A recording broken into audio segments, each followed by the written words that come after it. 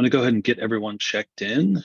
As I call your name, if you could just give me your full name if it's not on the screen, and tell me who you're representing here today. So I'll start with Carol's iPhone. If you could unmute. Yes, hi, I'm Carol Hellman with Aquella Properties. Okay. And I know that there was an email that may have referenced this, but could you remind me where the property is that you have interest in or that you own? We are adjacent. Sorry, I don't have the property address off the top of my mind. It's on Madison Rd. Okay. Ms. Schroeder, if you're trying to chime in, you are muted. We cannot hear you.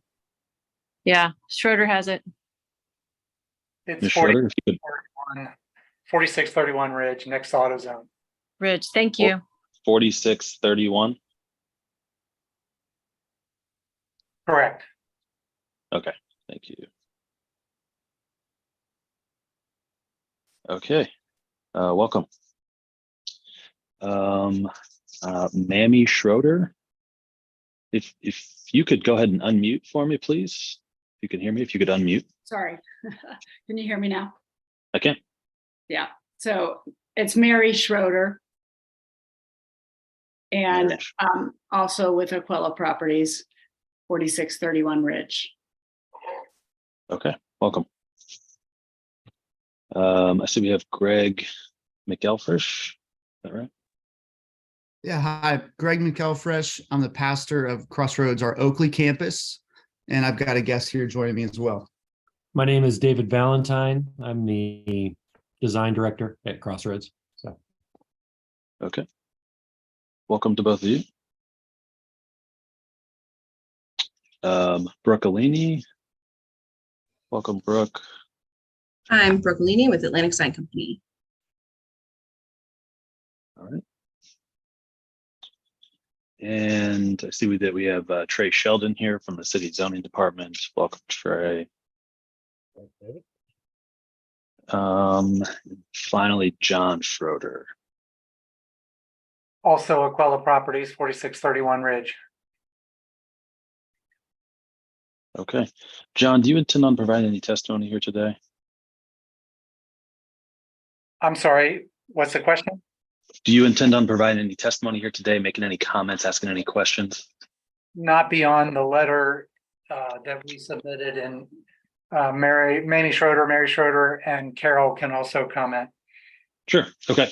The only reason I asked is I just wanted to let you know that if you did want to provide some testimony or ask some questions, that at that time we'll need you to activate your camera. I'd just like to give people a heads up that they are going to be on camera in the near future if they're going to testify. So if you're not going to provide any testimony above your written statement, then that's fine to observe without the camera if you'd like. Okay. Camera, unfortunately, so I'll just be able to listen only. Okay. Okay, so I'm going to go ahead and read through our hearing script. This will basically just cover the procedure for the hearing, and then we will jump right into it. So this is the October 4th, 2023 session of the Zoning Hearing Examiner docket. The case before us today is case number ZH20230143. That's 3500 Madison Road. The purpose of this hearing is to allow applicants and any potential opposing parties to testify and to offer and refute evidence and testimony. This hearing will follow the rules found in the zoning code and the supplemental rules of the Zoning Hearing Examiner. All testimony and evidence that an applicant or any potential opposing party wishes to offer must be presented at this hearing, unless, of course, you have provided a written statement prior to this hearing that will become a part of the case record and considered for the decision. The hearing will proceed as follows. The applicant, the applicant's attorney, or the applicant's agent will first present the applicant's case. Anyone from the public will then have an opportunity to speak after the applicant has presented its case. I will hear from the zoning plans examiner, Trey Sheldon, to provide any testimony in addition to his staff report. In the event that any party testifies or offers argument in opposition to this application, the applicant will have an opportunity to rebut that testimony and argument that was offered in opposition. And then finally, the applicant will have an opportunity to make any closing statements. Excuse me. So for our purposes here today, I'll allow Ms. Alini and the two gentlemen from Crossroads to tell me about the project, background they think is important. And then of course, why they believe that I should grant the relief that they've requested. I will then go to all the members of the public. Anyone who would like to provide any testimony from the public will then have that opportunity. I'll allow Trey Sheldon from the City Zoning Department to provide some testimony. And then I'll go back to the applicant and the gentleman from Crossroads to respond to anything that they've heard and make any closing statements. After all presentations have been made, I will close the hearing. Decisions may be expected within 2 weeks. I may limit or exclude any testimony that I deem irrelevant or outside the scope of the application being considered. I may interrupt any speaker to ask questions or to make any comments. I may also refuse to consider hearsay testimony. That's generally evidence you want to introduce that consists of statements made by someone who's not present at the hearing here today. That is discretionary. In the event of any technical difficulties with the Zoom technology, I'll do my best to troubleshoot any of those issues on the fly. But to the extent there's some defect that prevents us from me fully going forward with this hearing, I may continue or postpone the hearing at my discretion. Okay. Last thing I need to do is just swear in all of our witnesses. So if you intend on providing any testimony here today, making any comments, asking any questions, really doing anything other than just strictly observing, then the zoning code requires that I swear you in. So if you know that that's you at this point, I'd like to collectively swear all those people in at once. If you're not sure if you want to provide anything at this point, I can always swear you in later. But if you know you'd like to say something, if you could please take yourself off of mute now. I need all of those people to raise their right hand and to answer out loud. Do you solemnly swear the testimony you shall give will be the truth, the whole truth, and nothing but the truth? Yes. Yes. Yes. Okay, great. Thanks, everyone. All right, let's see. Who's going to be taking the lead for us here? Miss Alini, will you be starting? Yeah. Okay, the floor is yours. Okay, my name is Brooke with Atlantic Sign Company. We are requesting a variance for 162 square foot, I'm sorry, the overall structure is 680, but 162 square foot sign for Oakley Crossroads Church. One, we're removing what's existing and putting up a new sign. I'm going to share my screen with you because we did a little bit of kind of going around and looking at some different photos. So hang on one second. Let me get that loaded up. One of the reasons that we are looking to update the sign is for overall visibility of where the sign is located. Right now, when you look at it, you're kind of basically just looking straight into the apartments across the street. They have the best view of the sign.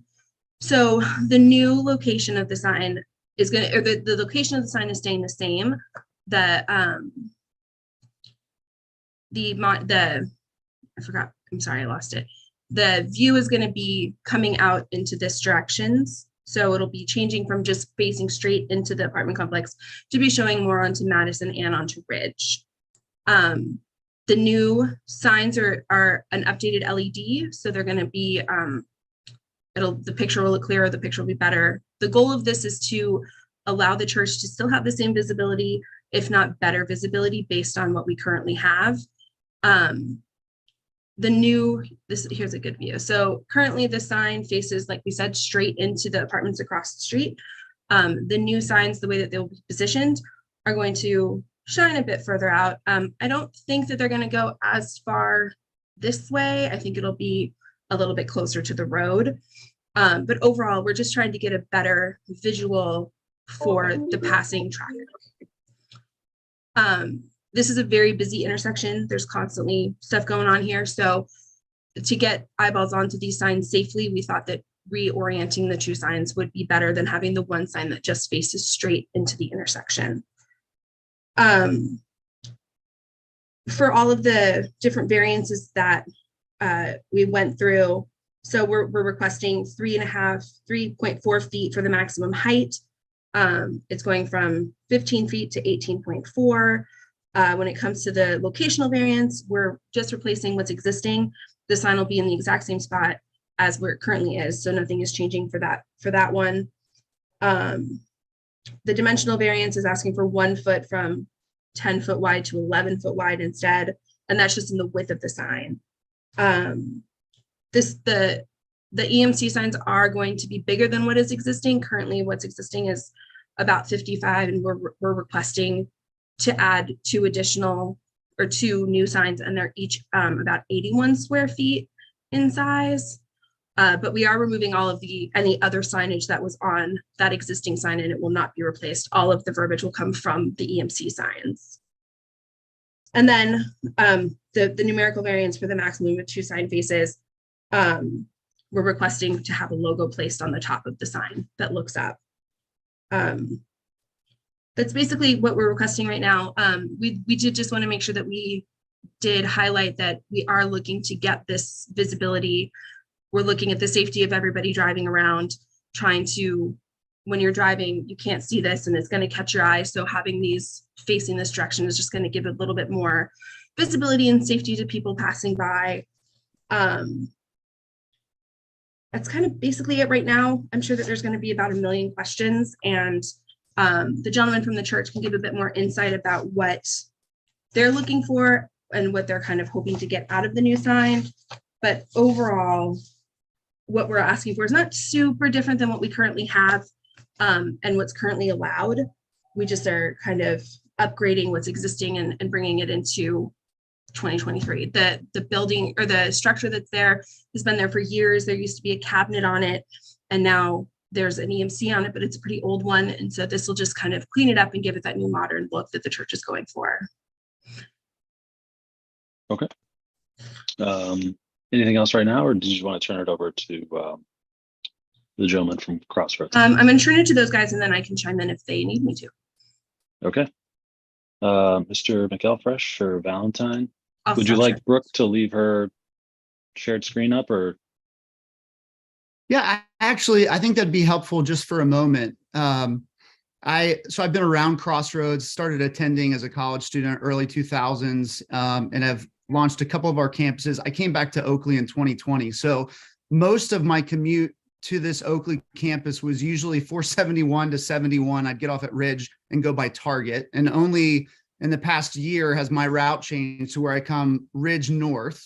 And just as someone who regularly sits at that intersection waiting to turn left, I personally have been frustrated that I can't see what's on our own sign, because regardless of which spot you are at in the intersection, really the best point of view, when the sign was built, it was a Masonic lodge, but now it's those apartment buildings. And so depending on the morning glare, depending on where the sun is, it's just not in a great spot. And I was reminded that that sign was originally a canvas, a printed vinyl piece that was stretched with springs, would change out for the series. And, that was back in a world where electric signage wasn't really a thing, especially with video messaging. And so the current sign was really a replacement of a printed piece when we were sort of on the cutting edge of a digital video display. But now I think both the size and the resolution and the direction it faces actually looks anything but current. And in fact, it's not legible. So there's unfortunately been a number of times where I'm turning left and I'm sort of rubbernecking to try to even see what the messaging is on the sign. And I'm not even looking where I'm going because it's not at that vantage point. So our goal was not necessarily that, hey, that current sign, man, we just want to blow that thing up. It's really, we don't think it's working for us at all. And we think the messaging is getting lost. And so putting it on 2 separate fields where it faces each of those 4 directions of the intersection was really the main goal here. And I'll just say, we're willing to make any type of concession that you might see related to height, overall mass, how opaque the sign is. We just love to have media that's legible for drivers and pedestrians walking by. David, anything you want to add on the design? No, I think you covered it. That I think there's ways to be flexible here, and yeah, I think that's our goal. Thank you. Okay. One quick question for you, Mr. McElfresh. So it sounds like and this may be a tough question for you because you obviously know where Crossroads is. But is your testimony essentially that this is less about wayfinding, meaning less about people not being able to identify where the church is, and more about people being able to? I think we're all getting that message right now. So let me break. I heard that we were all going to be getting that. Yeah, I didn't realize it was right now. Yeah, 2:20. Okay. Let me start over. That this is more about people being able to see the messaging on the electronic monitoring signs to understand more about the programming and the services that are offered inside the building. And it's more about that and less about like actually finding the church. Is that right? Yes, I think that what we get from the messaging on the sign is definitely more content based. So whether or not the particular group or series or messaging pertains to you, we definitely use it for that.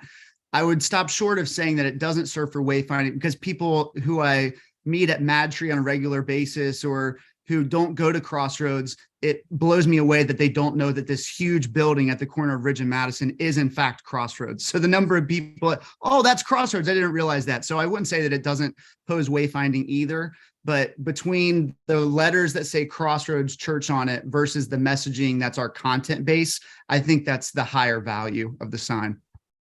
Gotcha. Okay. I may have some more questions down the road, but I think leave it at that. Brooke, did you want to say anything else before we go to the public? Not at the moment. I probably will after we go to the public. Okay, great. Thank you. Let me Do you go want me to ahead. keep sharing? Okay, I was gonna say, do you want me to leave it up or? No. If anybody needs something, just let me know and I can pull it back up. Sure. Okay. Going to move over to Ms. Hellman. Ms. Hellman, if you could unmute. What would you like to tell us? I'm just wondering why the organization feels like it needs to go beyond the regular zoning restrictions, and why they chose, I guess, the size that they chose. You I can can chime in. respond directly if that, I think that might be easier. I can chime in for the logistical part of it. When it comes to those electric messaging centers, I believe that it was 16 by, I think it's 16 by 16 is the best visibility from a safe distance. So the current sign that they have is pretty small and it is hard to read. So that's kind of why they're going for the bigger sign. And it is out of code, but I'll justify it by saying it's like a square foot out of code or 3.4 square feet out of code. It's not a huge step outside of what is allowed. I can understand being a neighbor, what you see, it does change your visibility from that spot, but it also will kind of breathe a new life into the area, bring a bit of more of a modern look to that intersection. But again, it's not super out of code. I understand it is, but a square foot here, a square foot there is more of what we're looking at. And Greg can kind of talk to you why the church itself chose that size. Yeah, I think that I'll let Deval speak to the specific design, David Valentine. Our sign that faces the Kroger fuel station, I wasn't a part of Crossroads Oakley when that sign was approved and when it went on the building, but when I first saw that sign, it was like, wow, that is huge.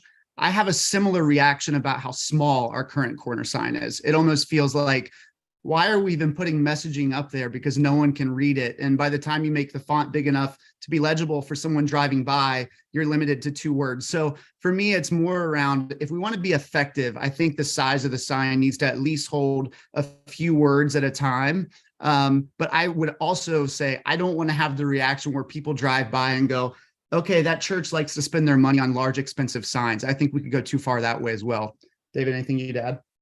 Yeah, no, I think the biggest change here is to have the screens face Ridge and Madison so that the viewing becomes, easier for all the drivers passing by.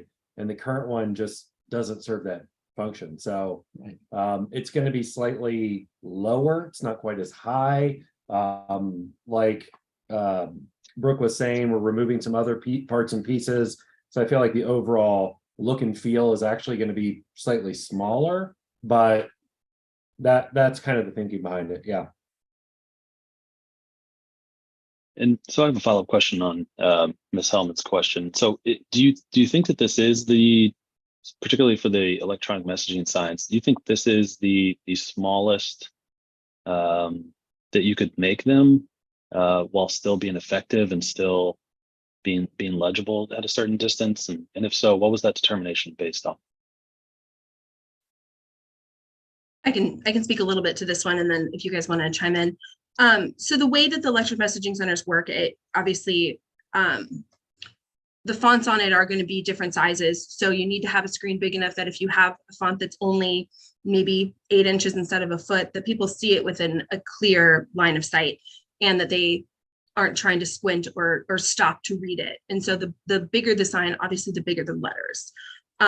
The size that the church is requesting is optimal for all visibility. If you go any smaller, like they were saying, when you make the font bigger, you end up with about 2 lines on the sign, and it doesn't really suit what it's doing.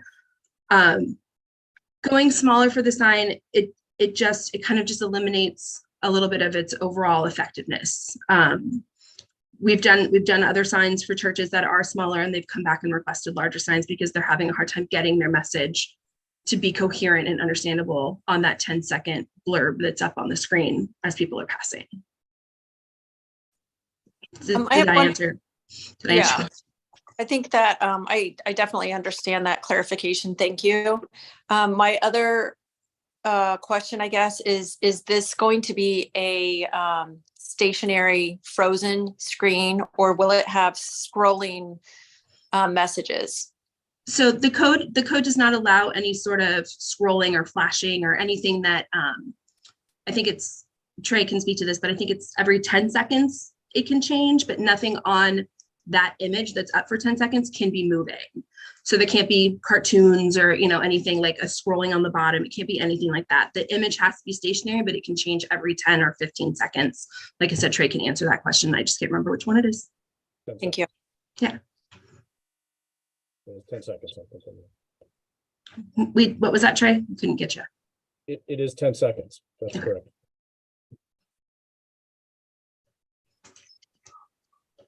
Okay. Ms. Hellman, did you have any other questions? I don't. Mary Schroeder might. I'm not sure. Okay. Ms. Schroeder? Well, I would just like to say that, first question would be, are there any plans to change the sign that really impacts us? I don't feel that the sign that we're discussing here, I think the members of our company would agree that we don't have, that's up to the city and Crossroads. We don't really have an opinion about that. And I don't feel that we're directly impacted by that. I think that we understood that the sign at there's an entrance, and Crossroads, I believe, owns that little piece of land. So that's our only concern. We didn't want something large there blocking our building. But as far as this sign, we don't really have an opinion. That would be between Crossroads and the city. Which business are you in? It's a doctor's office. The Mercy Health one? Yeah. Okay. I just want to make sure I was looking at the right building. Yeah. Our only concern was, if people are confused trying to find our office because the Crossroads sign at our driveway misleads them. We have our own sign at the second driveway, and that's fine, but we just didn't want something huge at the other driveway. So are there plans to change that sign? Let me just share my screen to make sure that we're all on the same page here. Can you all see that? Yeah, that sign. Are there any plans to change that sign? No. Okay, so the brick building behind there is our building. Okay.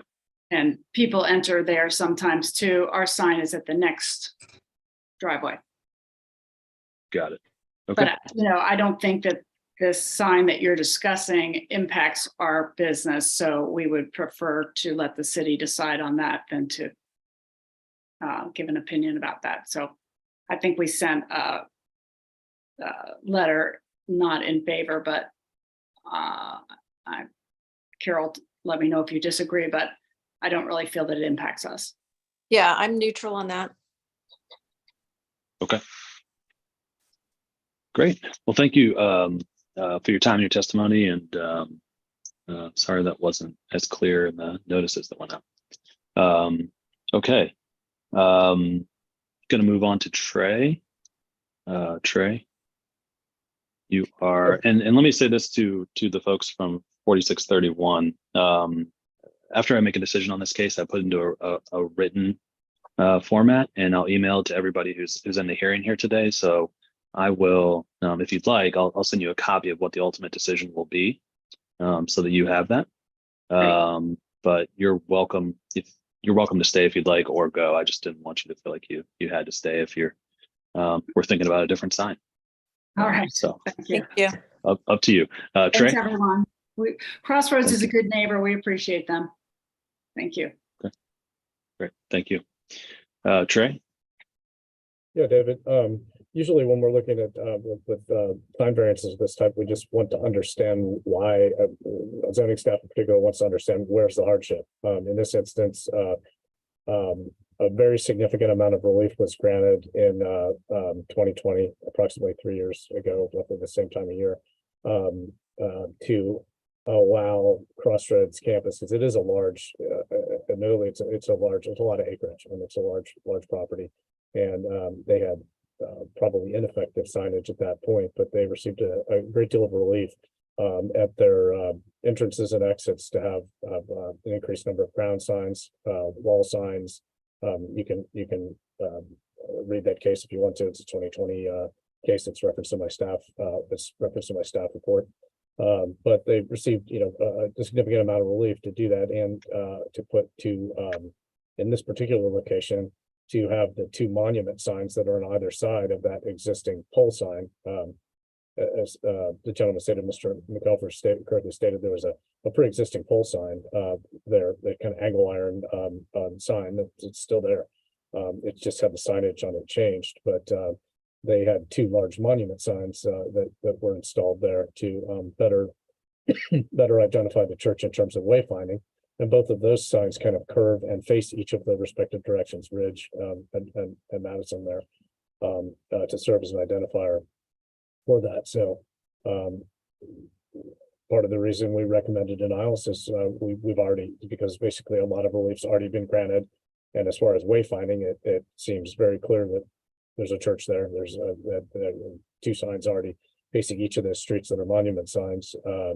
And our question was, why can't this be compliant? I guess a secondary question that staff had, and we had a general staff meeting of our zoning team with regard to this, is usually, who's the target audience? If you're trying to show programmatic things, for example, we're going to have a play on, on Saturday evening or something, that's usually primarily directed at parishioners and so on. So we get that with schools and with churches sometimes, where the question would be, why would you have that a major intersection where it could be, closer to the building or something, or identify it where someone's not driving to read those different messages posted.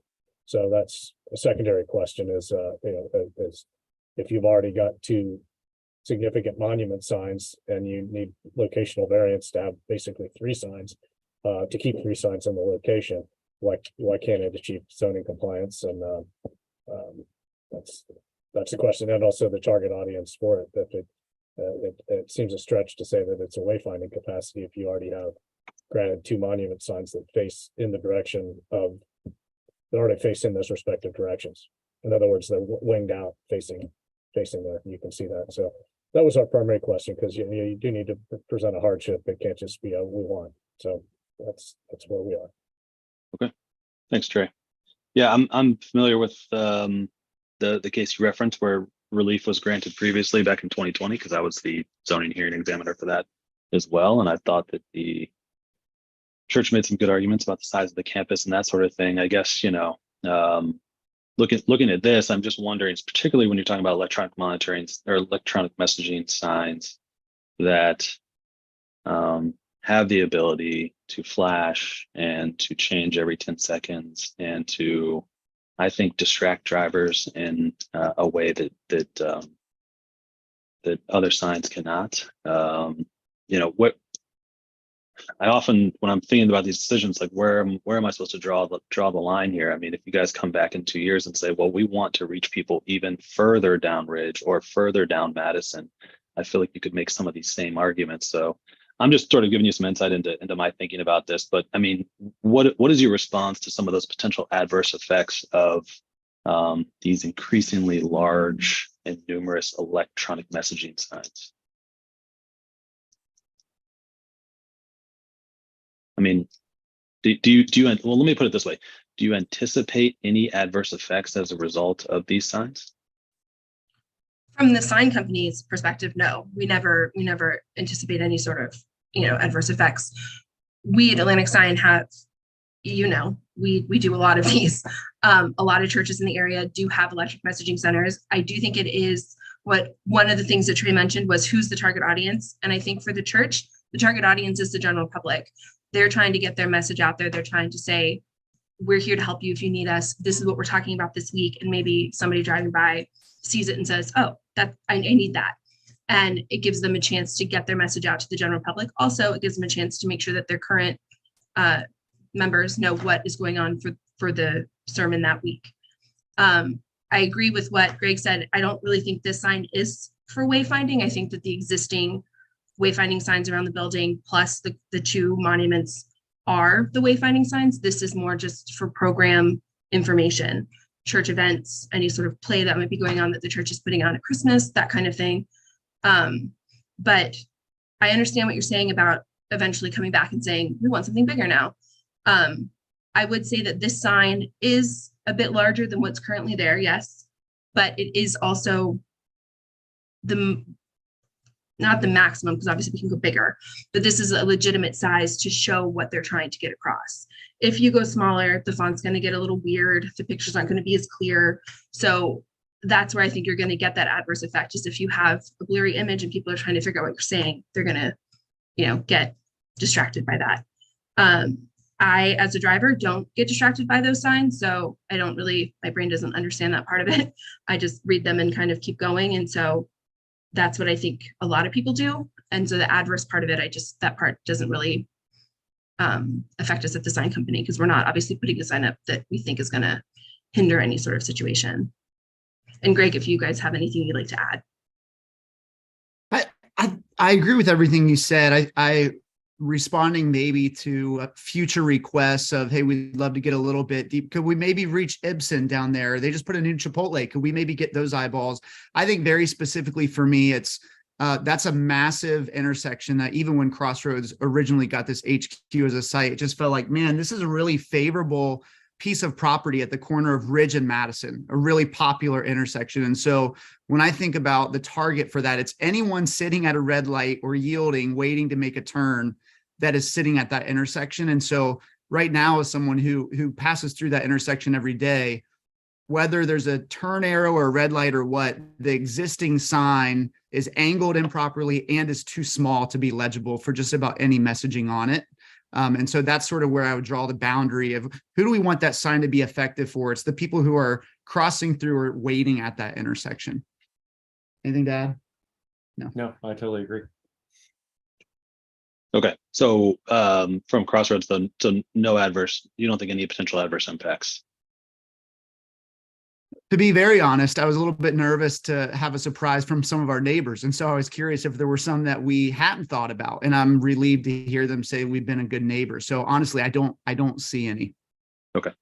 Our adverse effects have been around the continued development. Our biggest problem at Crossroads is parking, because cars are left over from Mad Tree and there's way more traffic, which I think heightens our desire to message to all the people who are coming through a really developed area in the past 3 or 4 years. Okay. Is the intention for the signs to be on 24/7? As far as I know, yes. Greg can mention that. They are the typical signs that have the photocell on them, so they'll dim and change based on the light around them, just like normal. Again, we are willing to meet in the middle on certain things. So if that's one of those things, we can discuss it. Okay. All right. But and I'm sorry if I asked this before, you do think this is the lowest you could possibly go in terms of square footage of the electronic messaging signs in order to make them effective and impactful? We think so, yes. Okay. All right. Anything else in closing or otherwise before we adjourn? I think that's all the questions that I have. Sorry, I kept hitting the wrong button.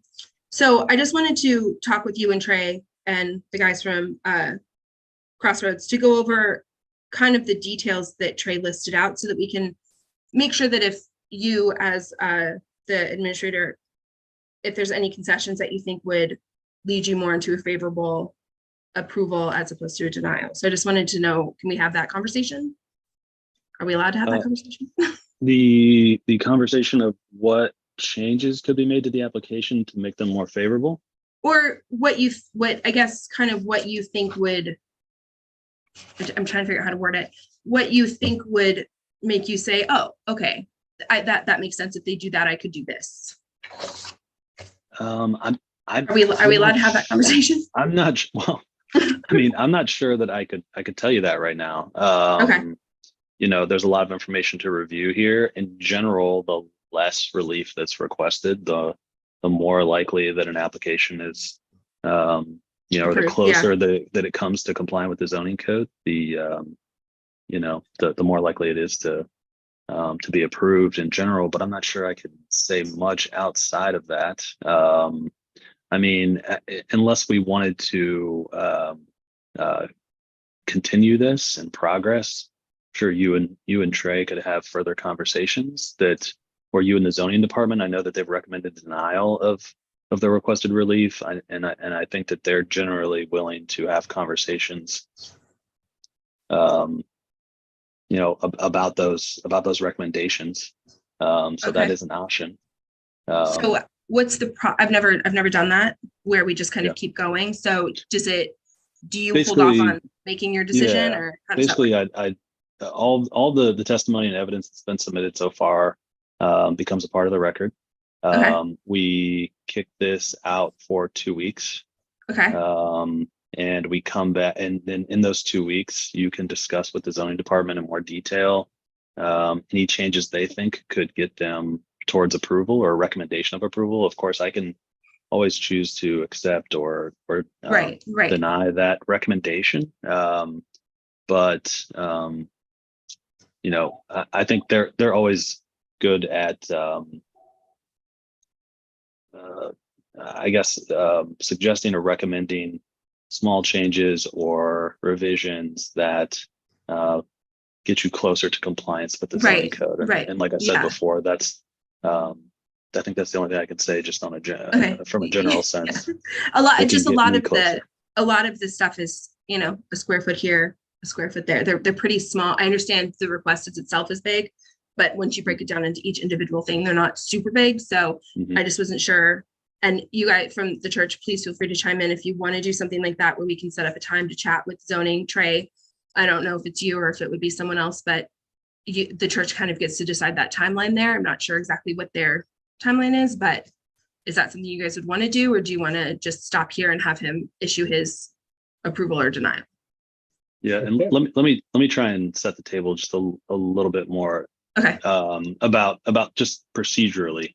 Yes, thank you. So the two ways that it could work is if you feel like you'd like to get some more information from the zoning department about possible concessions that may or may not impact their recommendation and make this application look a bit more favorable, we can continue this in progress. You guys can have those conversations. We can come back in 2 weeks, we can come back in 3 weeks, we can come back really anytime, as long as you all think it would take. But I think the shortest we could come back would be 2 weeks. And then I would take in any additional information about those conversations and any changes. That doesn't mean you have to change something. You could come back with the same thing and say, hey, we just didn't see a way to do this with any other dimensions. Options, yeah. And you know, then we would just close out the hearing at that point. Or you could come back, and if there were some changes made based on your conversation with the zoning department, I would take those into account and base my decision off of whatever those adjusted plans were. So hopefully that makes sense. If you have questions about that, I think I let me understand. know, but, Greg, yeah. David, do you guys have any questions or thoughts on that? Brooke, I mean, honestly, we're in uncharted territory. I trust your opinion on that way more. So if you feel confident with the case presented today and you're okay submitting it, great. If you feel really uneasy and would rather get a little bit of consultation, is probably the wrong word, but I would say there's a lot of things that I look at that current design that I say, yeah, I'm not married to the height. I'm not married to the things around it. I don't know when is the proper time to bring that up. So we trust your opinion on what's next. I might note, I did kind of, in my staff report, I did kind of suggest so far as, given that there was a relief before, I mean, let's face it, there's been a sign there since before Crossroads existed. So staff would not be as opposed to the locational variance as much as, the question of why the dimensional variant, why the dimensional variances were needed. That was our primary question. And as David correctly pointed out, the distraction for drivers potentially. So those are our chief concerns. And we usually just want to say, hey, what's the hardship? So Sounds to me like some additional conversation or thought may be beneficial here. I think I agree with that, David. I think that getting a chance to kind of sit down with Crossroads and go through kind of what we're married to, what we're not married to, what we're willing to concede on and what we're not. And then I can either go back to the zoning officer, Trey, and talk with him and kind of go over everything. We can go back to him as a group if you'd like, whatever. And then come back, I would say 2 weeks. That way it's faster than not. I am out of office starting tomorrow and I return on the 16th. Just okay. But you certainly could have the conversation amongst yourselves. Can I talk to Emily? Sure. Okay. Yeah. I'm just that way. If I have some questions, I can reach out to Emily and kind of she can pass it on to you. Does that work? Yes, that's fine. And then I would be back and present. I would be present, or if this were to, if we were to have a continuance basically and resume again on, I guess that would be the 18th, if I'm correct. So I'll be back in town and I would be able to be here and it wouldn't inconvenience Emily because I can participate. So whatever you can discuss with the folks at Crossroads here and come to any kind of meeting of the minds as far as that. And if you want to run that by Emily, great. And I will be back and I could be present on the 18th. I think that's a good decision. Sorry, David. No, it's fine. I was just going to say, why don't we officially continue this in progress? Okay. If you could, Brooke, tomorrow or Friday, confirm with Emily that you'll be able to have some of those conversations with her. Yeah, I'll shoot her an email. Get in touch with her. While Trey is gone. And then assuming that you can, then I'll just throw you on the docket for the 18th. Okay. And we'll pick it up then. Okay. And Greg, I'll give you a call when we're done here. We'll chat. Perfect. All right. Okay. Great. I think this is the right decision. Thank you. Thanks for letting us do that and educating me on how to do it. Appreciate it. Of course. Yeah. Thank you all for your time, your testimony. And we are, like I said, continued in progress. See you in a couple of weeks. Thank you.